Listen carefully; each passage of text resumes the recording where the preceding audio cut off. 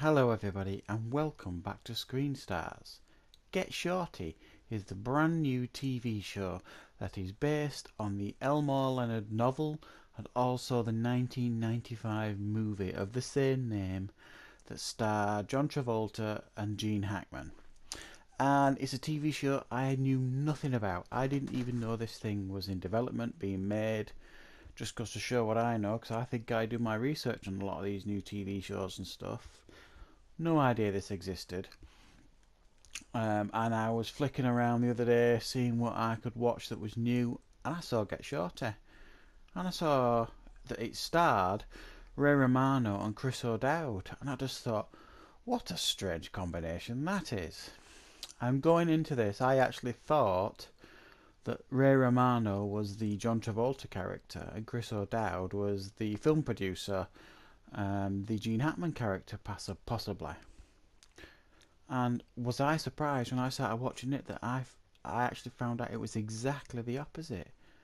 Ray Romano is the film producer in this piece, and Chris O'Dowd is the John Travolta character, which really took me back. And I thought that's really clever casting. I just didn't expect it.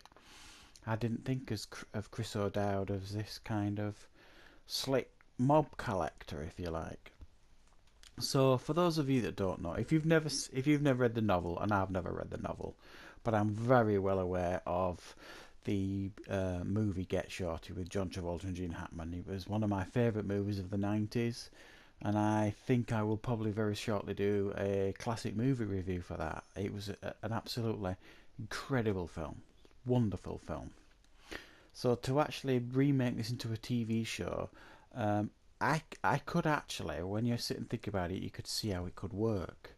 There's plenty of material there to spread it out over a fairly short episode run of series. It's a short episode series. But they have made some differences here. The characters are not the same names. It's not Chili Palmer, it's Miles Daly and things like that. So all the characters have got different names, and they've changed other parts of the character as well. The John Travolta character, the Chris O'Dowd character, while he still works for the mob and he's still a collector of sorts, he doesn't dress slick. He's not really slick at all. He's just tough and clever, and he still loves movies and he wants out of the mob industry and he wants to get into the movie industry. Those are the similarities between the Chili Palmer character and his character in this. The Ray Romano character in the pilot episode, you meet him briefly a few times, but he seems fairly similar to the Gene Hackman character, just not as chaotic, I suppose. Other thing they've changed as well is the Chris O'Dowd character's got a young daughter and an ex-wife. So they have made some tweaks here. Or maybe they haven't. Maybe the original movie made the tweaks. Who knows? If you've read the novel, I suppose you'll know. But I think it all adds to it. It gave it a freshness for me while I watched it. I was surprised by what I saw. I quite enjoyed the changes. I thought they were subtle enough to make it different. So I applaud them for that, and I do think the changes they've made so far are working. So for those of you who don't know, the basic story of certainly this first episode is we meet Chris O'Dowd's character, Miles Daly, who is a frustrated collector for the mob, basically. He dumps bodies and collects debts, all that kind of stuff. He's a real tough guy. But he wants to be the family man. He's losing his daughter. He's already lost his wife. He wants a change in his life. And they end up going, him and his partner, to collect a debt from some writer in Hollywood.